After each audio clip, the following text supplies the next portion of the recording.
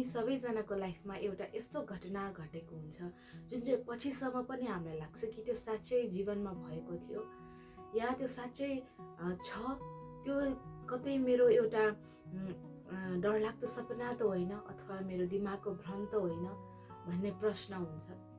यही प्रश्नमा आधारित एउटा उपन्यास लेखिएको छ। त्यही उपन्यासको बारेमा आज म हजुरहरूको सामुन्ने कुराकानी गर्न आएको छु। नमस्ते, म स्वरुजन यात्री हजुरहरूको सामुन्ने सधैँ फेरि पनि एउटा बुकको विषय लिएर आएको छु र आज मैले रिभ्यू गर्न गइरहेको अथवा भनौँ त्यो विषयमा कुराकानी गर्न गइरहेको किताब चाहिँ उपन्यास रहेको छ जीएस पौडेलजीको, लेखक जीएस पौडेलजीको एक सरको माया। यो चाहिँ केही समय अगाडि टिकटकमा एकदमै चर्चा गरिएको पुस्तक थियो र त्यही चर्चामा मैले पनि त्यसको भनक पाएको र एक सरको माया भन्ने बित्तिकै मलाई चाहिँ के लाग्यो भन्दाखेरि मेरो फर्स्ट कुरा माइन्डमा आएको चाहिँ सरको भनेको त चुरोटको धुवा होइन, अनि त्यसपछि त्यसमा माया जुन सरको एउटा बिली जान्छ र एउटा माया जुन गहिरो रहिरहन्छ, यो कुराहरू चाहिँ एकअर्कामा समन्वय भएर कसरी आयो भन्ने मलाई प्रश्न लागेको कारणले गर्दाखेरि नै यो टपिकले मलाई त्यसरी तान्न पुग्यो अथवा यसको शीर्षकले। यो मैले मेरो हातमा भएको चाहिँ 6औं संस्करण भनेपछि यो धेरैजनाले पढिसक्नु भयो होला। अब कुरा गरौँ उपन्यासको। म त्यस्तो मेन घटनाहरू भन्दिनँ, तर सट्ट ब्रिफ दिन्छु ताकि हजुरहरूलाई यो पुस्तक पढ्नलाई चाहिँ उत्सुकता जागोस् होइन। अब कुरा गरौँ कहानीको सुरुवातबाट। आलोकको लाइफको कहानी कहाँबाट सुरुवात हुन्छ भन्दाखेरि चाहिँ जब उहाँ दुबईबाट मालदिप्स आउनुहुन्छ, त्यसपछि उहाँको चालिसे दाइसँग एकदमै राम्रो सम्बन्ध बन्छ। त्यो नेचुरल नै हो, किन भन्दाखेरि एउटा अन्जान ठाउँमा एउटा यस्तो व्यक्ति भेटियो आफ्नै देशको होइन, दाजुभाइ, एउटै भाषा बुझिने, एउटा एकअर्काको फिलिङ्स बुझिन्छ भनौँ न, कहीँ न कहीँ त्यो एउटा ठुलो राहत हुन्छ। अनि त्यसरी उहाँको चाहिँ चालिसे दाइसँग एकदम राम्रो बन्ड हुन्छ अनि उहाँ काम पनि एकदम राम्रो गर्ने। सुरुमा उहाँले गर्दाखेरि एकदमै प्रफिट कम्पनीलाई भइरहेको हुन्छ। इस्माइल पनि एकदम खुसी हुनुहुन्छ उहाँसँग होइन, क्लाइन्टहरू पनि एकदम खुसी हुनुहुन्छ उहाँसँग, जुन क्लाइन्टहरूलाई उहाँले ह्यान्डल गराउनु भएको थियो। अनि त्यही क्रममा चालिसे दाइ चाहिँ अहमदसँग भेट गर्नुहुन्छ। अहमदको चालिसे दाइको मार्फतबाट चाहिँ अहमद र आलोकको भेट हुन्छ। अनि त्यसपछि बिस्तारै उहाँ चाहिँ एउटा यस्तो कुरामा फस्दै जानुहुन्छ जसले गर्दाखेरि चाहिँ उहाँको लाइफ अलिकति टर्नओभर लिँदै जान्छ। अलि बिस्तारै अर्कै मोडतिर जाँदै गर्छ र यो मोडतिर जाने क्रममै उहाँको रौदासँग भेट हुन्छ।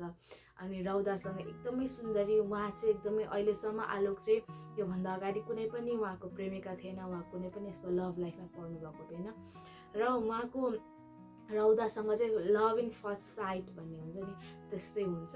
अनि एकदमै पहिलो नजरमै माया बसिसकेपछि त त्यही माथि मालदिप्स एउटा सानो टापुमा, माले भन्ने टापुमा उहाँहरू भइसकेपछि त देखिने भेट्ने यसरी नै रौदासँग भेट हुन्छ। बिस्तारै उहाँसँग भेट हुँदै गइसकेपछि उहाँले म्याजदासँग पनि उहाँ कनेक्ट हुनुहुन्छ र म्याजदा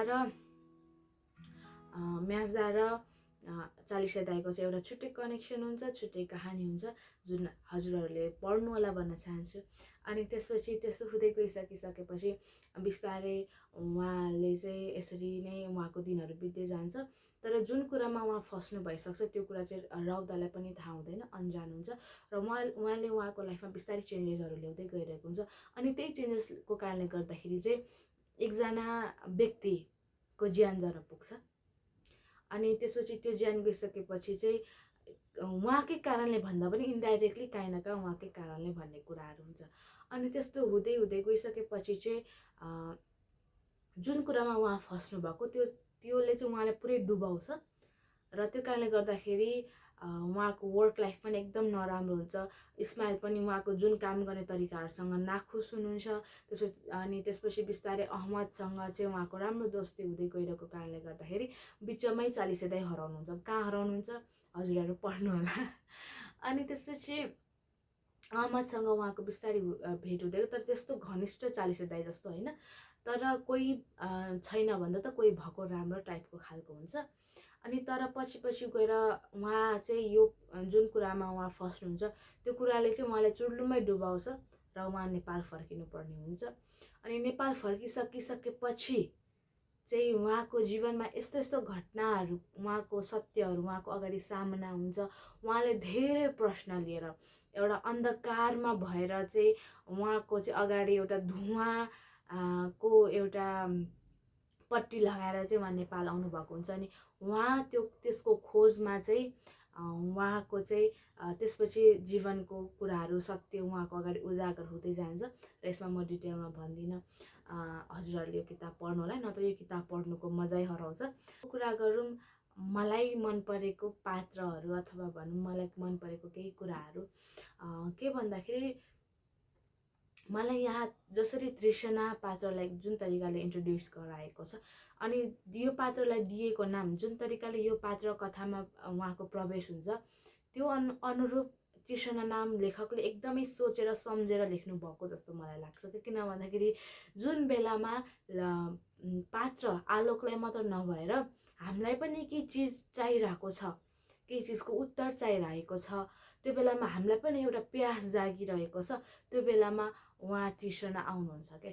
तर उहाँले हाम्रो त्यो तृष्णा तृप्त गर्नुहुन्छ या त्यसलाई अझ बढाउनुहुन्छ, त्यो त कहानीमै छ, किताबमै छ, पढ्नु होला। पात्र र कहानीलाई यहीँ टुङ्गाउँदै आफ्नो पर्सनल कुराको गर्नु पर्दाखेरि यो किताबको यो कथाको अन्तिम पाना चाहिँ यही हो के, अन्तिम पाना यो हो। र मलाई लाग्छ क्लाइमेक्सहरू यतादेखि सुरु हुन्छ।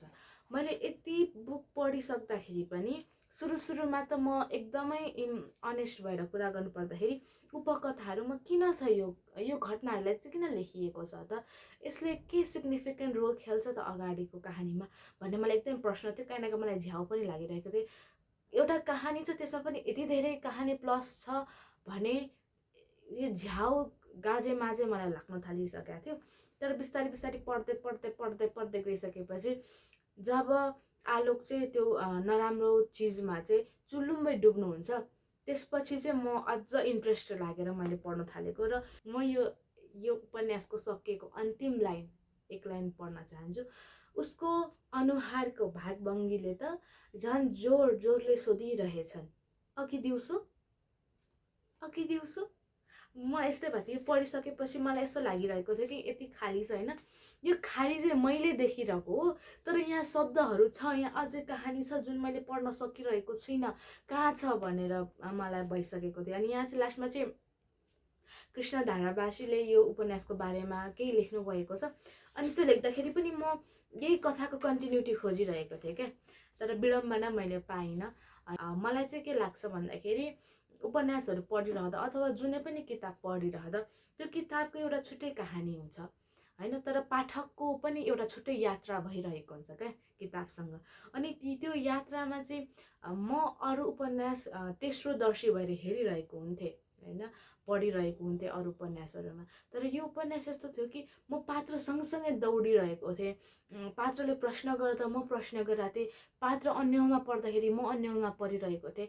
अनि मलाई चाहिँ एकदमै प्रश्नसहित मैले यो उपन्यास ढुङ्गाएर एकदम हाम्रो मनोविज्ञानसँग एकदमै खेलिएको छ। र मलाई एकदम मजा आयो यो पुस्तक पढ्दाखेरि, र धेरै प्रश्नहरूसँग यो मैले उपन्यास ढुङ्गाएँ। अब म कुरा गर्न चाहन्छु लेखकको। मलाई लेखकसँग एकदमै म अचम्मित छु के। उहाँले यो पुस्तक जब लेख्नुभयो, यो उपन्यास, यो कथालाई मैले यसरी लेख्छु भनेर सोच्नुभयो, पात्रलाई एउटा कहानी दिनुभयो, यो सब गराउनु हुँदाखेरि उहाँले उहाँको लेभल कहाँ थियो, दिमागको लेभल कहाँ थियो, उहाँको सोचको लेभल कहाँ थियो। र त्यो बेलामा उहाँले लेख्नु भइसकेपछि चाहिँ लेखकको दिमागमा मलाई छिर्न मन लागेको के। म भन्छु कि हरेक लेखकहरूले हरेक किताबको पछाडि एउटा मेहनत हुन्छ, एउटा छुट्टै रिसर्च हुन्छ। त्यो हामीले शब्दमा व्यक्त गरे जस्तो सजिलो र हामीले हातमा किताब लिएर पढे जस्तो सजिलो हुँदैन होइन। तर यो लेखकसँग चाहिँ उहाँसँग चाहिँ जीएस पौडेलजीसँग चाहिँ म उहाँको त्यो कहाँ थियो, त्यो कसरी देख्न सक्नुभयो, उहाँ कसरी त्यो सबबाट माथि रहेर त्यसरी एकले अर्कोलाई जोड्न सक्नुभयो भन्ने मलाई एकदमै प्रश्न जागिरह्यो। र यतिसम्म कि म आफ्नै वास्तविकतालाई नै प्रश्न गर्ने अवस्थामा पुगेको थियो। हजुरहरूले यो पुस्तक पढिसक्नु भएको छ भने यो पुस्तक कस्तो लाग्यो भन्नुहोला। अनि त्यसपछि हजुरहरूले पढ्नु भएको छैन भने यो वर्ष चाहिँ हजुरहरूले एउटा पढ्ने पुस्तक रहेको छ र म भर्खर किताबहरूको विषयमा बोल्न खोजिरहेको कारणले गर्दाखेरि धेरै कुराहरूमा मेरो त्रुटि हुनसक्छ। त्यो कुराहरूको पनि प्लिज माफ गर्नुहोला र कमेन्टमा हजुरले सजेस्ट गर्नुहोला, त्यसले आफ्नो शिरोपरमा राखेर म आउने दिनहरूमा अझ राम्रो गर्नेछु। यति भन्दा नै हस्, धन्यवाद।